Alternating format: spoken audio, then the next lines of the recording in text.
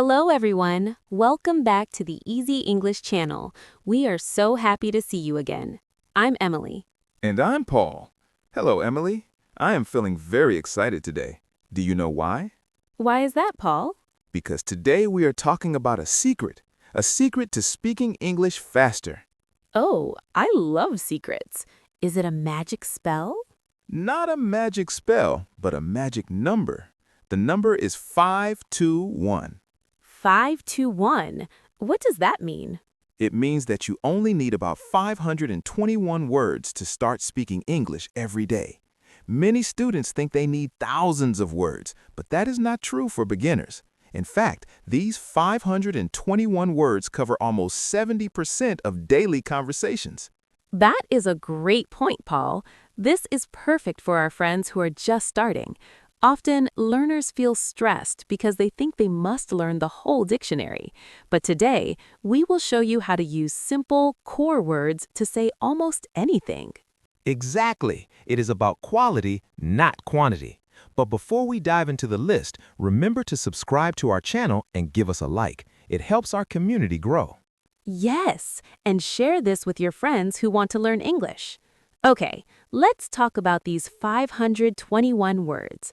Paul, what is the most important type of word to start with? I think verbs are the most important. Verbs are action words. They are the engines of your sentences. Words like go, eat, have, and get are used all the time. I agree. Let's look at the word get.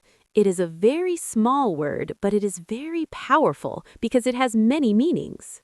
Right. Instead of learning 10 different verbs, you can just use get.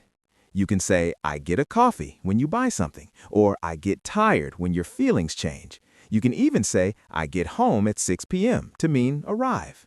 And what about have, Paul? That's another big one.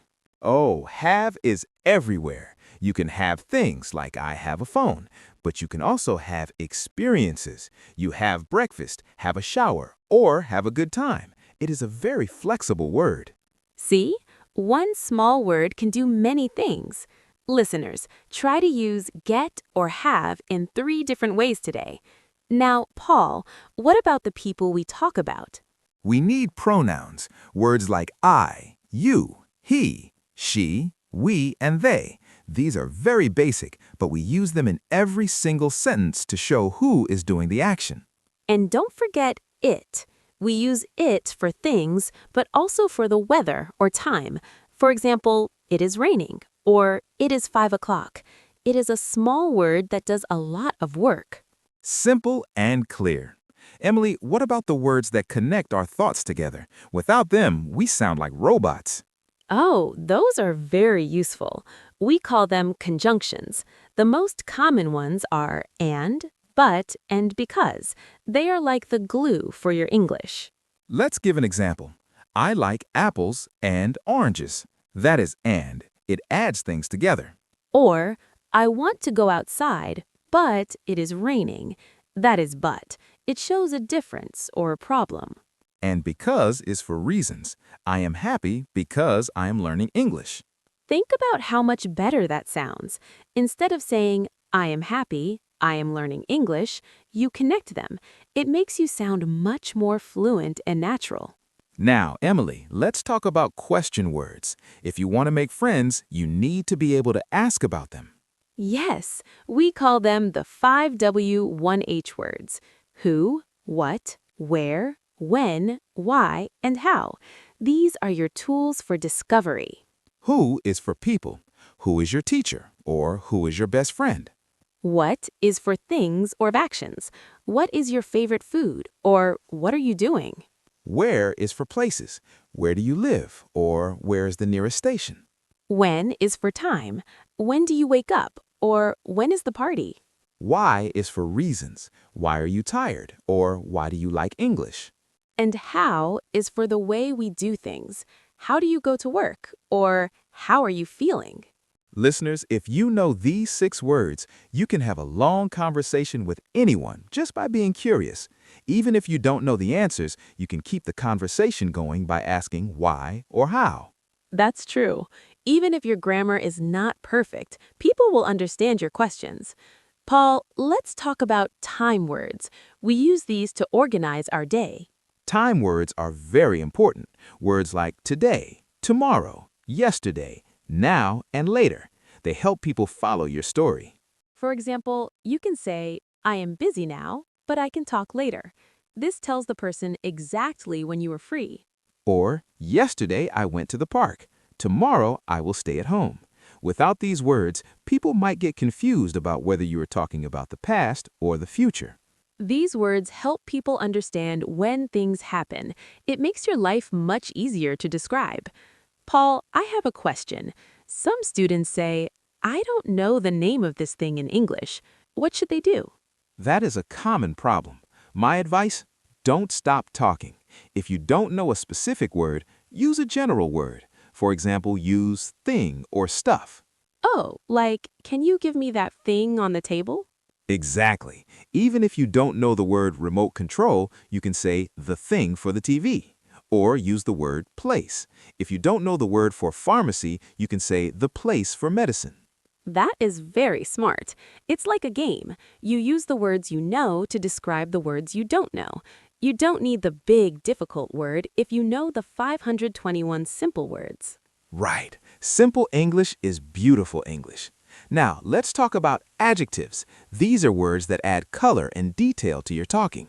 We only need the basic ones: good, bad, big, small, happy, sad, hot, and cold.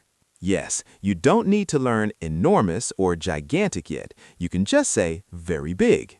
And you don't need to say exhausted. You can just say very tired. Or instead of freezing, you can just say very cold.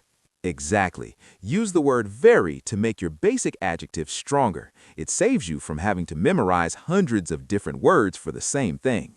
Let's try a longer role play, Emily. Let's show our listeners how these simple words flow together in a real conversation. Okay, I will start. Hi, Paul. How are you today? I'm good, but I'm a little hungry because I didn't have breakfast. Why didn't you eat? Were you busy this morning? Yes, I was very busy. I had to get to the office early because I had a big meeting. Where is your office? Is it far from here? It's in the city.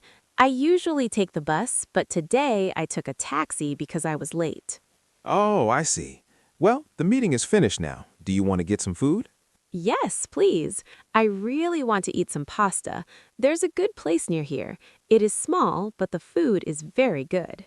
Great. Let's go there now. I'm a little hungry too. See, listeners, that was a natural, full conversation. We talked about feelings, reasons, places, and transportation, and we did not use any difficult words.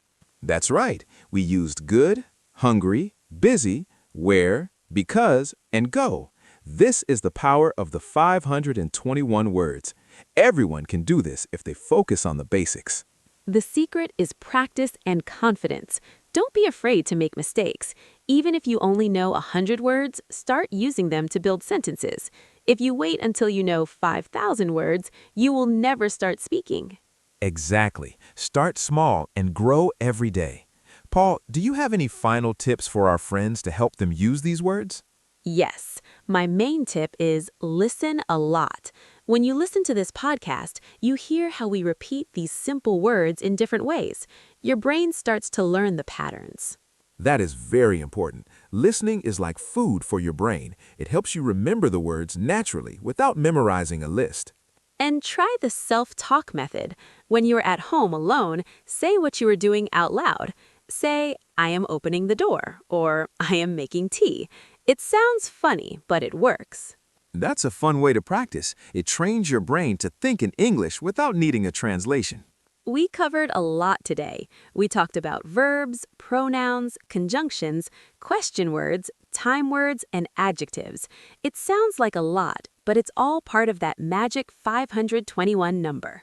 And remember, you don't need a big dictionary or a university degree to start speaking. You just need the most common words and the courage to use them. We hope this episode helps you feel more confident. You really can speak English with what you already know. Now we have a question for you. What is one English word you use every single day? Is it a verb like go or a greeting like hello? Tell us in the comments. We love reading your stories and seeing which simple words are your favorites.